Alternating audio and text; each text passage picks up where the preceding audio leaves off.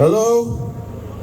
It's a great honor to be standing up here today with you all, to be standing with you side by side and showing solidarity to the Palestinian people and the Palestinian cause. Thank you for having me.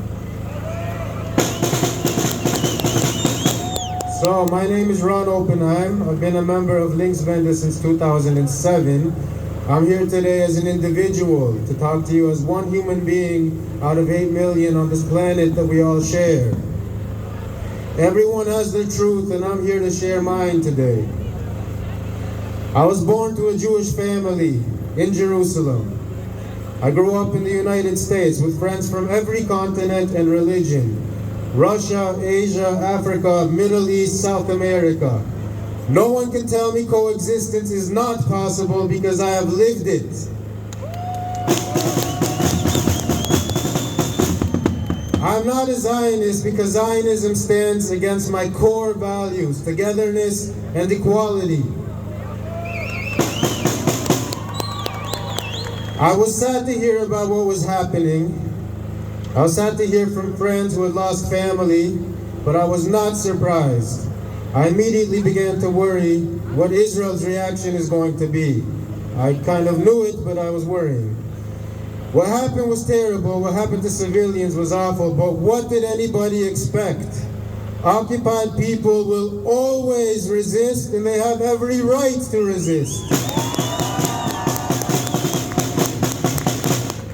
I'd like to quickly touch on Europe's role in this tragedy.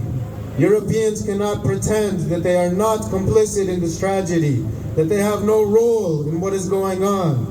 Zionism was born as a reaction to the persecution of Jews in Europe. It was inspired by European colonialism. The Holocaust created a Jewish refugee population because all European borders and American borders as well were closed for the survivors, and it gave the final justification to the Zionist project. As Israeli historian Ilan Pape says, Palestinians are the victims of the victims. If you support Israel, you're supporting your own ruling class and the suffering of the Palestinians, the continuing escalation of this tragedy and violence. The Abraham Accords are in the interest of the West and normalizes Israel domination on all of historical Palestine. But it is the economic interest of the Accords that Europe's ruling class are interested in. Let's be honest, Europe and the US don't care about Jews. They care about their own economic interests in the region. And Israel is obligated to protect those interests.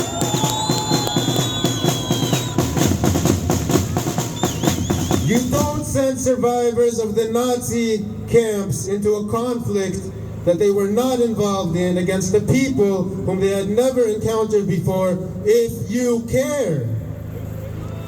The Europeans who wish to fight, you have to fight your own governments, your own ruling class. Put pressure on them. Show your solidarity. Don't be afraid. Be like London. You cannot be pro-peace and pro-Israel because there will not be peace so long as there's a state found on ethnic cleansing and apartheid. Despite what many politicians here are trying to tell you, criticizing Israel and standing for Palestine is not anti-Semitic in any way. I think it's incredibly important to be clear about this. When someone criticizes Israel, they're standing for Palestine, the oppressed, the voiceless. But criticizing Israel is not criticizing Judaism, it's criticizing Zionism. Israel is a Zionist state. Zionism is a political ideology, not an identity. The Zionist ideology was invented during the peak of colonialism, European colonialism, and it contains a lot of the racist ideas found in colonialism. The Zionist pioneer Theodor Herzl said, Israel would be a sector of the wall of Europe against Asia.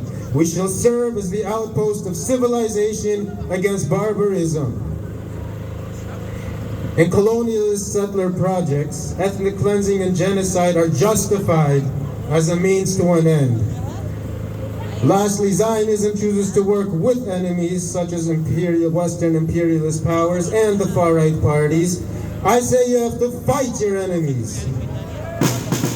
Now, as former United Nations human rights lawyer Craig Mokhiber, who recently resigned, said, criticism of Israel, of Israeli human rights violations, is not anti-Semitic, just as criticism of Saudi human rights violations is not Islamophobic, just as criticism of Myanmar human rights violations is not anti-Buddhist. If calling for equal rights of Christians, Muslims, and Jews is anti-Semitism, there's no discussion to be had. And I'm going to quote another Jewish anti-Zionist and Holocaust survivor, Gabor Mate, who notes, thousands of Jewish rabbis, historians, and intellectuals recently signed a letter calling the present situation clearly apartheid.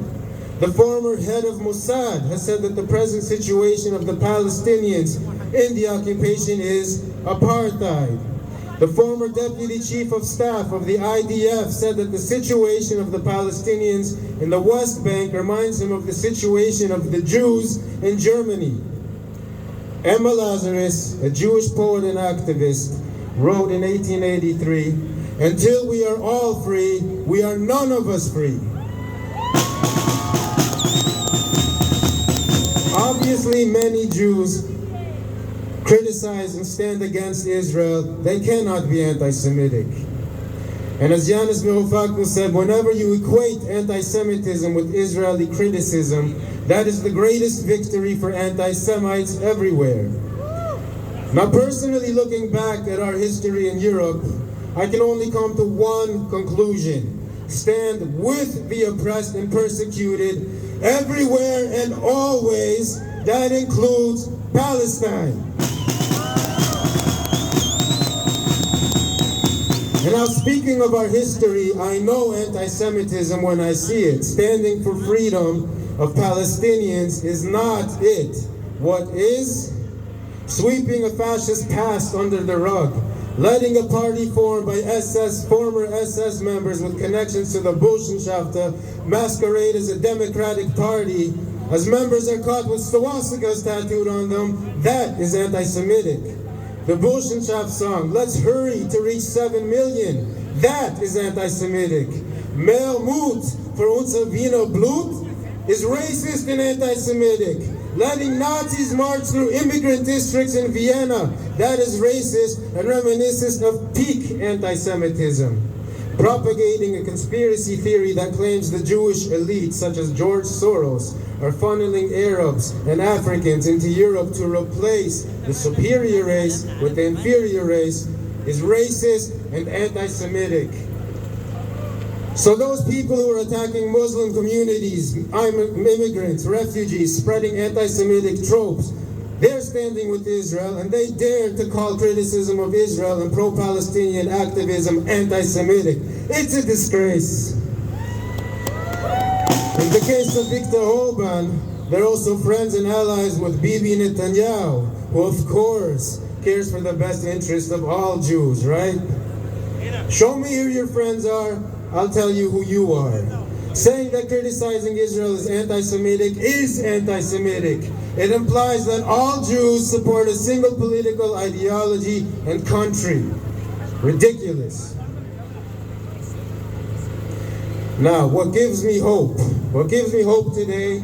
I see hope in civil society and ordinary people.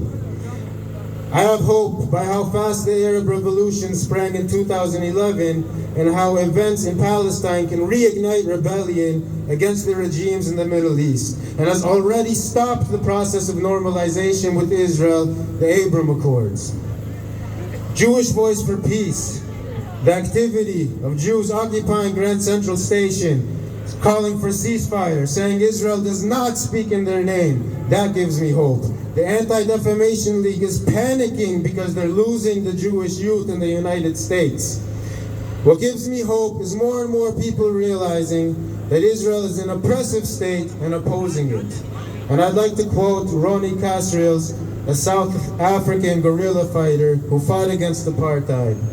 He says, There is a feeling of a global movement of solidarity now. I think it's broken through like we've never seen before because of the immorality of the Israelis. People are protesting in South Africa. They see Jews protesting in Grand Central Station in New York.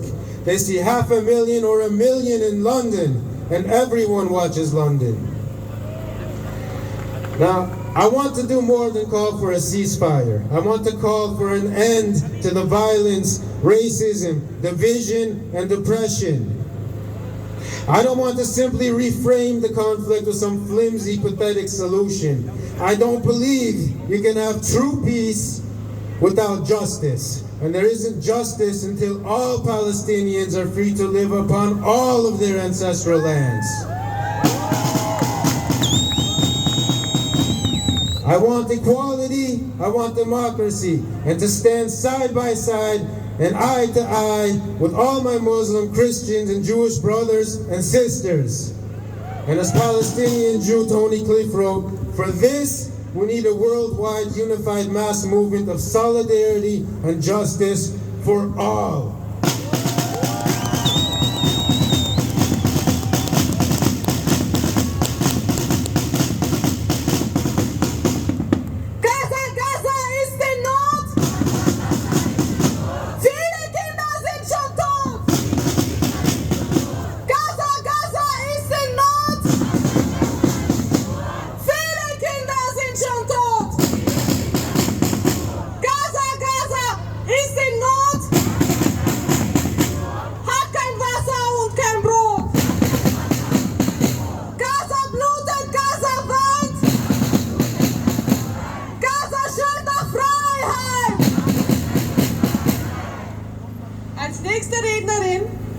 Die Dr. Nina von der palästinensischen Ärzte- und Apothekervereinigung. Wir willkommen Sie mit einer